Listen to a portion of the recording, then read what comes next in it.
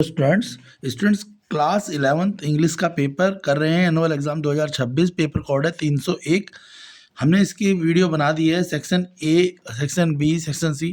अब हम डायरेक्ट इसमें लॉन्ग क्वेश्चन करेंगे और उसके बाद करेंगे हम इसमें नोट मेकिंग और देन करेंगे पैसेज।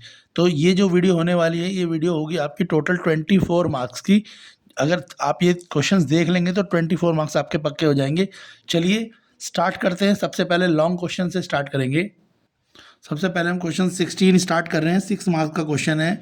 आपको 2 क्वेश्चन दिए हुए हैं। इसमें एक क्वेश्चन दिया हुआ है आपको मदर्स डे से, चैप्टर मदर डे है उससे दिया है, और दूसरा क्वेश्चन दिया है बर्थ से। आपको कोई भी एक क्वेश्चन करना है, 6 मार्क का क्वेश्चन है। तो हम करेंगे चैप्टर बर्थ का क्वेश्चन।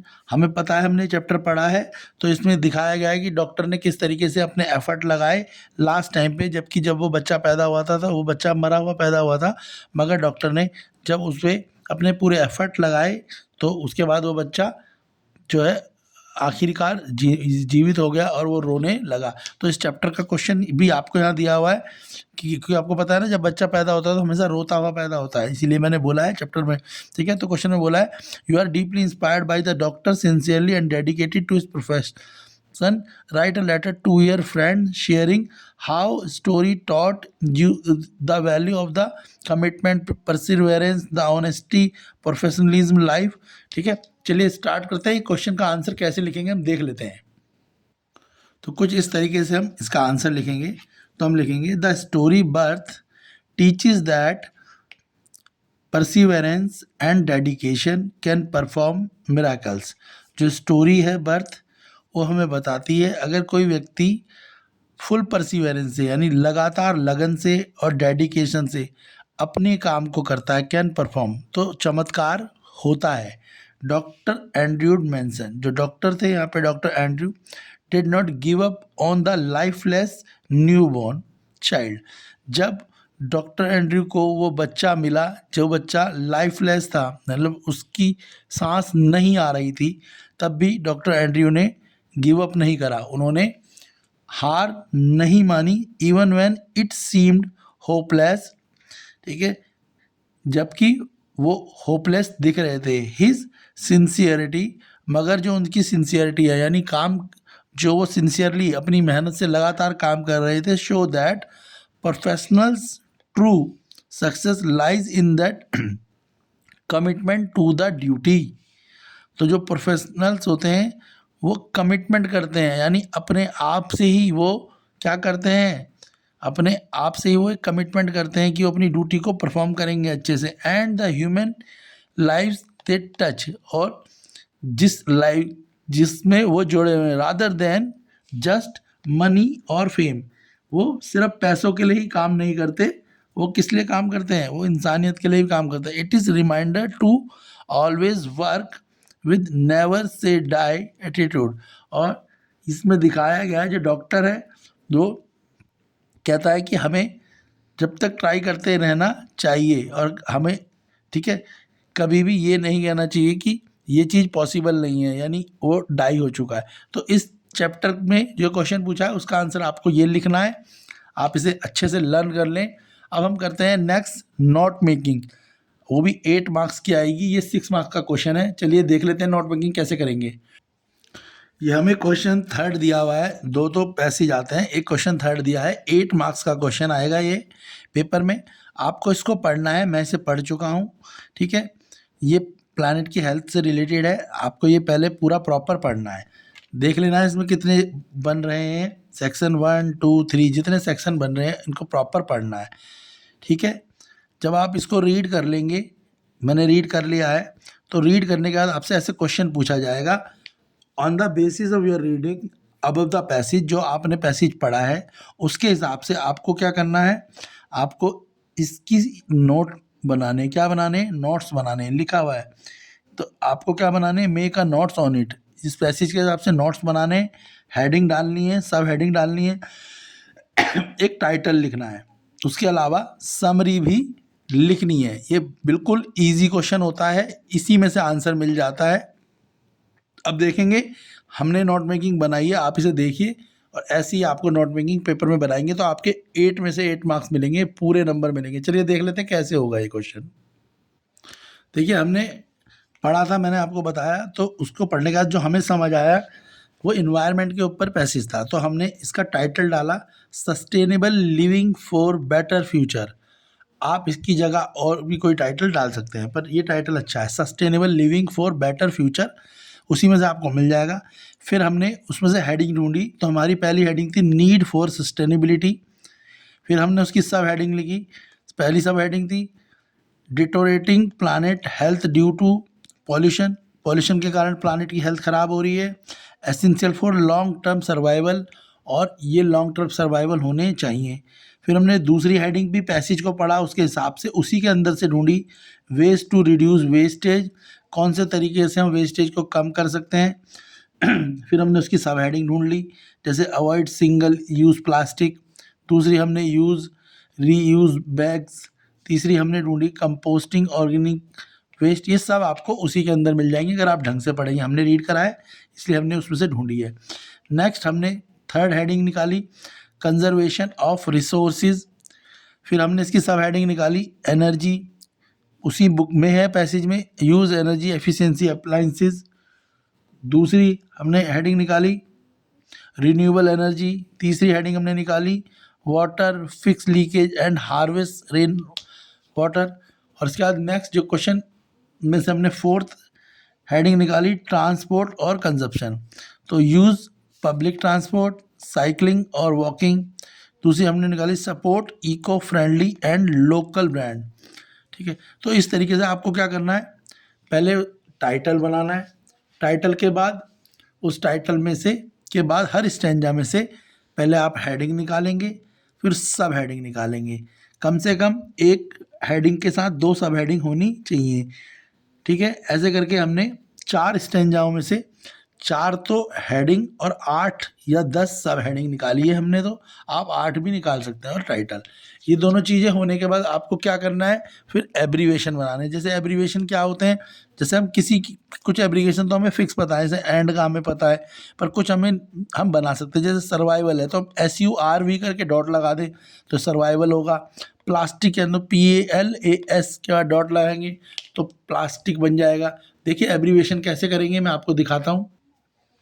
फिर जो एब्रीवेशन थे हमने यूज़ करे, एक एंड यूज़ करा, इस बड़े AND की जगह हमने ये छोटा एंड लगा दिया। दूसरा सस्टेनेबिलिटी था, हमने SUST सस्ट करके डॉट लगा दिया, यानी सस्ट यानी सस्टेनेबिलिटी। तो आपको भी जो जो आप एब्रीवेशन यानी जो जो वर्ड्स को आप छोटा करेंगे ना, तो एक कॉलम बनाएंगे की एब्रीवेशन का, तो फिर उन छोटे वर्डों को लिखेंगे और उसका बड़ा वर्ड भी लिखेंगे, क्योंकि 8 मार्क्स का क्वेश्चन है। जैसे एनर्जी होता है, हमने ENRGY डॉट लगा दिया, कोई बच्चा ENR डॉट भी लगा सकता है, पर उसके बाद यहाँ दिखाना पड़ेगा कि एनर्जी को आपने ENR करा था या ENRGY कर दिया। जैसे गवर्नमेंट सबको पता है GOVT डॉट, तो हमने गवर्नमेंट बड़े गवर्नमेंट को GOVT कर दिया। इस तरीके से हम क्या करेंगे एब्रीवेशन, तो हम जब नोट मेकिंग बनाएंगे तो 6-7 एब्रीवेशन भी यूज़ कर सकते हैं। लास्ट में हमने जो यूज़ करा उससे हम फिर क्या करेंगे, समरी लिख देंगे। तो जितना भी हमने पढ़ा था उससे हमने समरी लिख दी। समरी में आपको समझा भी देता हूँ हमने क्या लिखी, क्योंकि पूरा पैसेज पढ़ूंगा तो टाइम लग जाएगा, समरी शॉर्ट में समझ लो। हमने लिखा था the health of our planet is declining due to pollution and climate change. हमारे प्लानट की जो हेल्थ है वो लगातार ख़राब होती जा रही है पॉल्यूशन के कारण और क्लाइमेट चेंज के कारण। टू सेव इट, इसे बचाना चाहिए।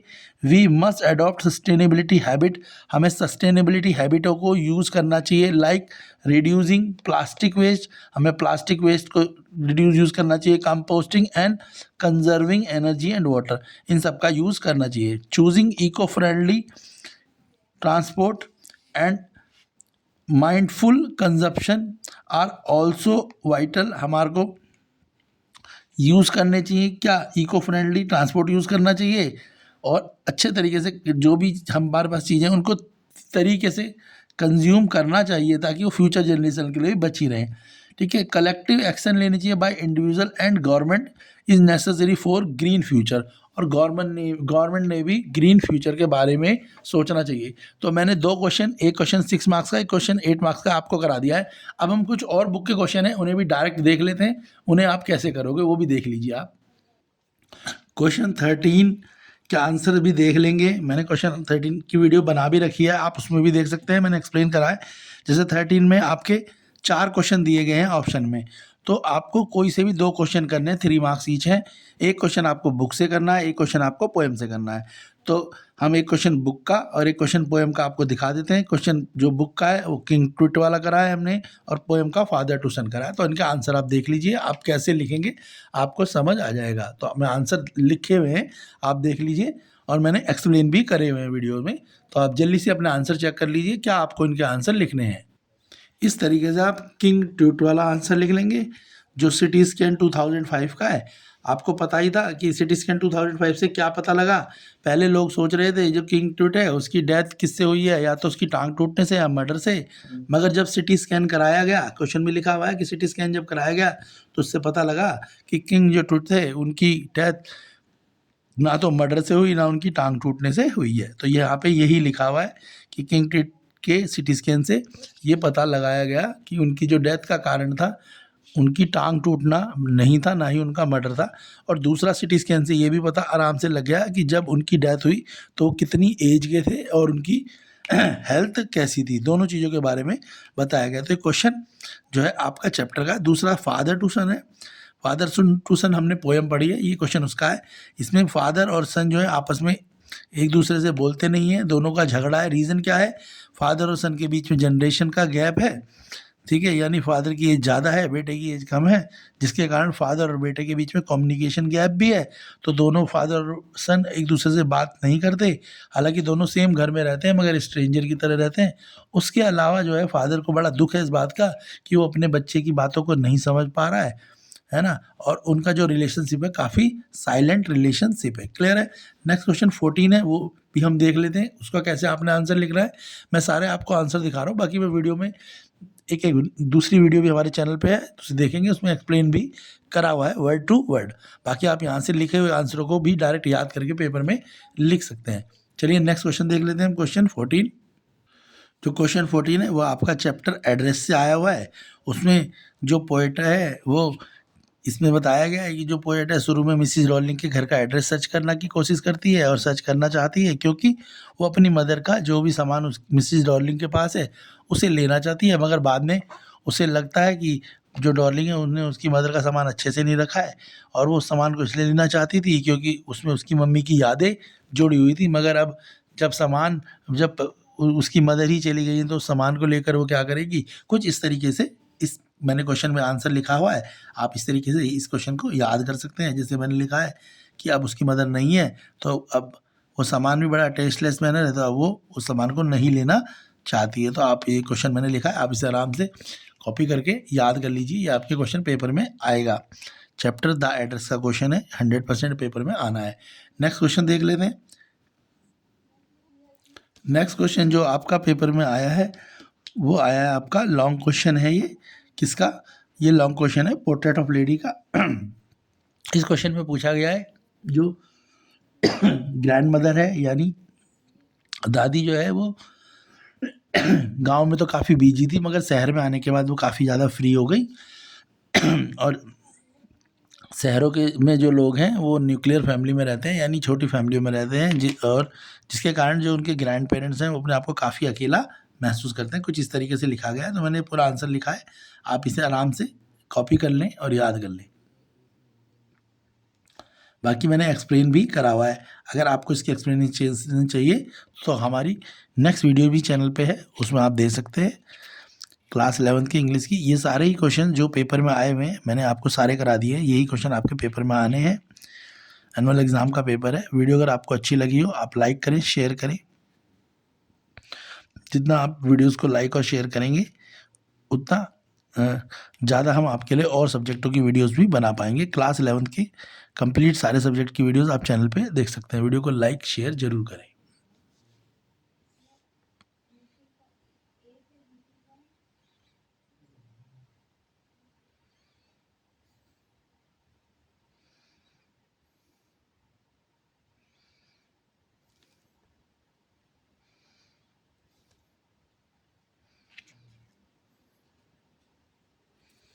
तो मुझे उम्मीद है कि आप ये सारे आंसर्स को आराम से याद कर लेंगे और अच्छा पेपर दे पाएंगे।